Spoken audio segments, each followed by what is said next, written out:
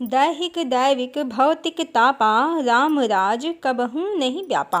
Hello friends, आज हम गोस्वामी तुलसीदास जी द्वारा रचित इस दोहे का अर्थ और महत्व समझेंगे। इसको मंत्र के समान फलदायी बताया गया है। अर्थात इस दोहे को यदि हम उच्चारित करें तो यह हमारे जीवन में चमत्कारिक और सुखद परिवर्तन लाता है। पर कैसे? क्या इसे उच्चारित करने की कोई विधि है? जी हाँ, किसी भी मंत्र या दोहे विशेष को जपने पढ़ने की अवश्य ही विधि होती है।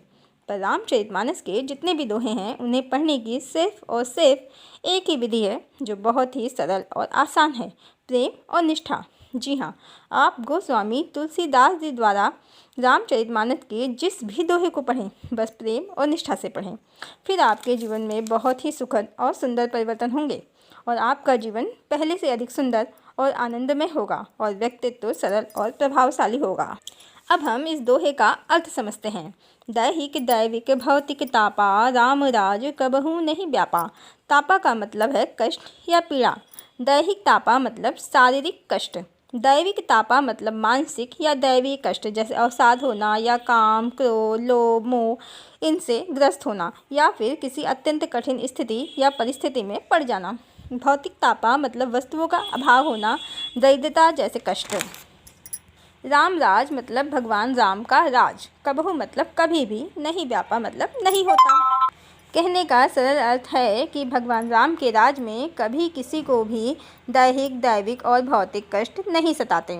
अब आज के समय में जबकि कलिकाल चल रहा है तो ये दोहा किस प्रकार प्रभाव डालता है? जी हाँ, आज के समय में भी ये दोहा अपना पूर्ण प्रभाव डालता है इससे उच्चारित करने वाले पर और उसके जीवन को सरल, सुगम और सुंदर बनाता है और दैहिक दैविक भौतिक तापों से निस्संदेह रक्षा करता है। पर क्या कोई भी मंत्र या दोहा सिर्फ और सिर्फ जपने मात्र से प्रभाव डालता है? अवश्य, पर इसकी सिर्फ और सिर्फ एक ही शर्त है कि हम उसके भावार्थ को अपने जीवन में उतार लें, नहीं तो वो मंत्र या दोहा सिर्फ और सिर्फ किसी विषय की थ्योरी की तरह रह जाएगा, प्रैक्टिकल अर्थात व्यवहारिक पक्ष नहीं बन पाएगा। जैसे आपको सरल भाषा में समझते हैं, पूड़ी बनाने की विधि पता है, आटा गूंथना है, लोई बनानी है, उसे बेलना है और फिर तलना है, तब पूड़ी खाने को मिलेगी। अब पूड़ी बनाने की विधि जो है वो सिर्फ और सिर्फ थ्योरी है, बिना प्रैक्टिकल के पूड़ी खाने को नहीं मिलेगी, फिर चाहे आप कितना भी विधि को रटते रहें। अब ये दोहा आपके जीवन में फलदायी हो, इसके लिए इसके भावार्थ को हम अपने जीवन में उतारें, फिर यह संपूर्ण रूप से प्रभावी होगा। अब राम राज में तो राम के आदर्श होंगे, जैसे सेवा, संयम, तप, प्रेम, दया, त्याग।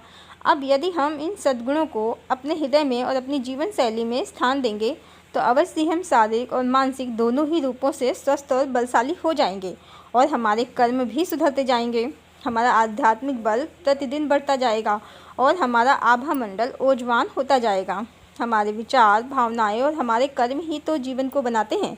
यदि हम भगवान राम के गुणों का अनुकरण करते हैं और कर्म के सिद्धांत को मानते हैं तो फिर अवश्य ही ये दोहा हमारे जीवन और व्यक्तित्व दोनों को ही सुंदर और प्रभावशाली बना देगा। बस हमें सिर्फ और सिर्फ थ्योरी पर ही अड़े नहीं रहना है, इसको व्यवहारिक जीवन में भी उतारना है। हरि ओम।